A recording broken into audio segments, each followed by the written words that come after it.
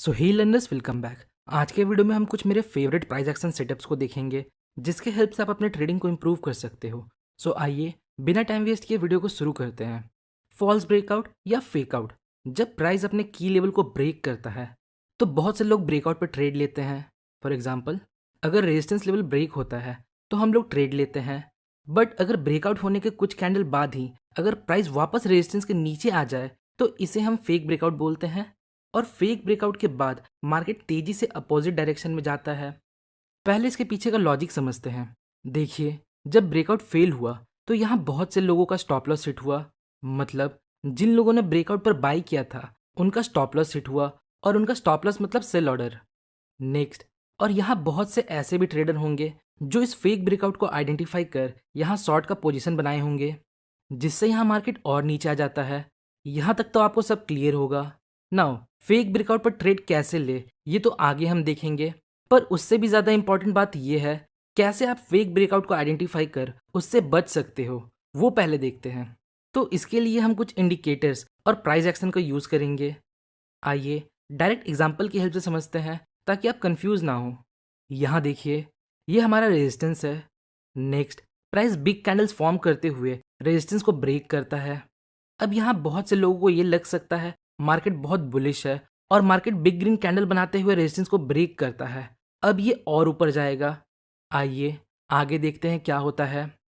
तो अगले कुछ कैंडल्स में प्राइस वापस रेजिस्टेंस के नीचे आ जाता है और यहाँ ब्रेकआउट फेल हो जाता है। पर ऐसा क्यों हुआ, आइए समझते हैं। देखिए, जब मार्केट अपने की लेवल को पैराबोलिक मूव के साथ अप्रोच करता है, पैराबोलिक मूव मतलब कुछ इस प्रकार के मूव जहां continue market big green candle या बिग रेड कैंडल फॉर्म करते हुए जाता है, तो ऐसे मूव्स के बाद जब मार्केट अपने की लेवल को ब्रेक करता है तो यहाँ हमें ब्रेकआउट को अवॉइड करना चाहिए।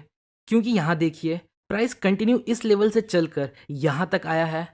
तो मान लीजिए अगर आपने यहाँ कहीं बाई किया होता तो आप अपना प्रॉफिट कहाँ बुक करते हैं? ऑब्वियसली इस लेवल के आसपास। जनरली हम किसी की स्ट्रक्चर लेवल पर अपना प्रॉफिट बुक करते हैं।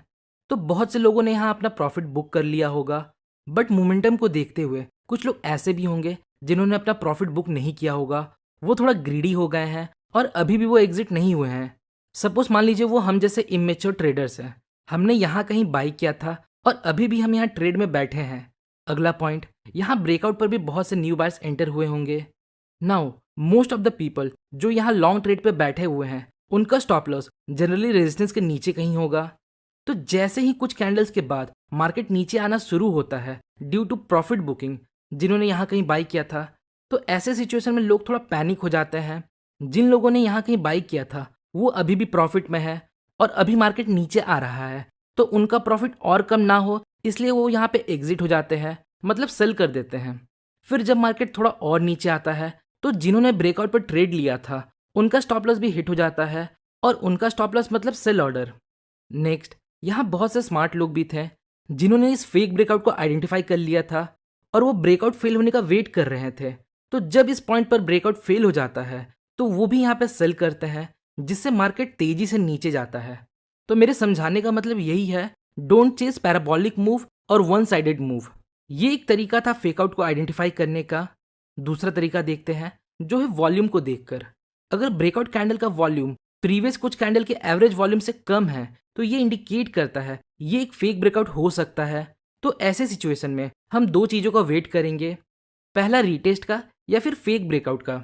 अगर मार्केट लो वॉल्यूम के साथ की लेवल्स को ब्रेक करता है तो most of the time market अपने की लेवल के पास वापस आता है, और फिर यहाँ हम किसी तरह का रिजेक्शन या फिर कैंडलस्टिक पैटर्न के बेस पर एक ट्रेड ले सकते हैं।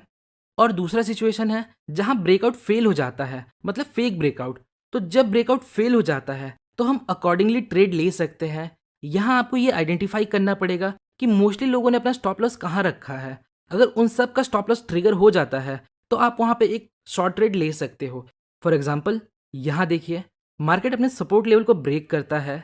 नेक्स्ट, मार्केट कुछ कैंडल्स में वापस सपोर्ट लेवल के ऊपर आ जाता है।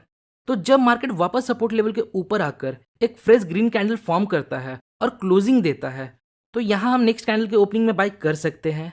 देखिए, फेक ब्रेकआउट में ट्रेड लेने के लिए आपको ये आइडेंटिफाई करना होगा कि जिन लोगों ने ब्रेकआउट पर ट्रेड लिया था उनमें से मोस्टली लोगों ने अपना स्टॉप लॉस कहाँ रखा है, क्योंकि जब तक बहुत से लोगों का स्टॉप लॉस हिट नहीं होगा हमें एक अच्छा मूव देखने को नहीं मिलेगा। और फेक ब्रेकआउट ट्रेडिंग का मोस्ट इंपॉर्टेंट पार्ट है लोगों का स्टॉप लॉस पता करना, कि जिन लोगों ने ब्रेकआउट पर ट्रेड लिया उनका स्टॉप लॉस आखिर है कहाँ। कहने का मतलब मोस्टली लोगों ने स्टॉप लॉस कहाँ रखा होगा। नाउ अब देखते हैं किस प्रकार के जो ब्रेकआउट होते हैं, मतलब कैसा प्राइस एक्शन के बाद जब मार्केट ब्रेकआउट देता है तो वो सक्सेस होता है। मतलब ब्रेकआउट के समय हमें प्राइस एक्शन में क्या देखना चाहिए कि हम ये आइडेंटिफाई कर सके ये ब्रेकआउट सस्टेन करेगा। अगर मार्केट ब्रेकआउट के पहले एक टाइट कंसोलिडेशन रेंज फॉर्म करता है कुछ इस प्रकार, तो इसका मतलब है यहाँ ओल्ड बायर एग्जिट हो रहे हैं यानी प्रॉफिट बुक कर रहे हैं और न्यू बायर एक्यूमुलेट हो रहे हैं। जो न्यू बायर्स यहाँ आ रहे हैं उन्हें अभी तक कोई प्रॉफिट नहीं मिला। नेक्स्ट यहाँ ब्रेकआउट होता है, फिर यहाँ ब्रेकआउट ट्रेडर्स एंटर होते हैं। तो जिन लोगों ने यहाँ कहीं फ्रेश बाइंग की थी ब्रेकआउट के पहले उन्हें अभी भी कुछ खास प्रॉफिट नहीं दिख रहा होगा, तो वो अभी और होल्ड करेंगे। और जिन लोगों ने ब्रेकआउट के बाद एंट्री ली होगी उन्हें अभी तक कुछ प्रॉफिट नहीं मिला, तो वो भी अभी होल्ड करेंगे, जिससे यहाँ मार्केट में एक तेजी देखने को मिल सकता है। तो ऐसे ब्रेकआउट जहां ब्रेकआउट के पहले हमें बिल्डअप या टाइट कंसोलिडेशन देखने को मिलता है, तो इस प्रकार के ब्रेकआउट पर हम ट्रेड ले सकते हैं। इसी कॉन्सेप्ट का बेस पर एक और सेटअप है। अगर हमें ब्रेकआउट के पहले एक छोटा सा पुल बैक देखने को मिलता है, मतलब मार्केट ने डायरेक्ट पैराबॉलिक मूव्स के साथ की लेवल्स को ब्रेक नहीं किया, ब्रेकआउट के पहले मार्केट एक छोटा सा पुल बैक लेता है और फिर की लेवल को ब्रेक करता है, तब हम यहाँ ब्रेकआउट ट्रेड ले सकते हैं। और याद रखिएगा पुल बैक छोटा होना चाहिए। नाउ अब एक क्वेश्चन सामने आता है, तो क्या ये बिल्डअप या कंसोलिडेशन सेटअप फेल हो सकता है? तो आंसर है हाँ, हो सकता है। पर इस प्रकार के जो ब्रेकआउट होते हैं उनके विनिंग रेट्स ज़्यादा होते हैं। देखिए अभी तक हमने जितना कुछ भी डिस्कस किया, लाइक पैराबॉलिक मूव के बाद अगर मार्केट ब्रेकआउट दे तो ट्रेड में एंटर नहीं होना चाहिए क्योंकि ऐसे सेटअप फेल हो जाते हैं। तो क्या ये 100% फेल हो जाएंगे? नहीं, ऐसा बिल्कुल नहीं है।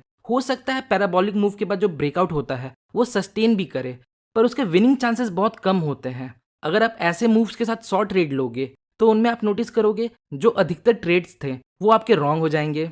तो ये जो सेटअप्स थे इनके विनिंग रेट थोड़े ज़्यादा है, आप इनको बैक टेस्ट कर सकते हो। सो होपफुली आपको इस वीडियो से थोड़ी इन्फॉर्मेशन मिली होगी। अगर आपको वीडियो इन्फॉर्मेटिव लगी तो वीडियो को लाइक और चैनल को सब्सक्राइब जरूर करें। मिलते हैं नेक्स्ट वीडियो में, तब तक के लिए best of luck for stock journey.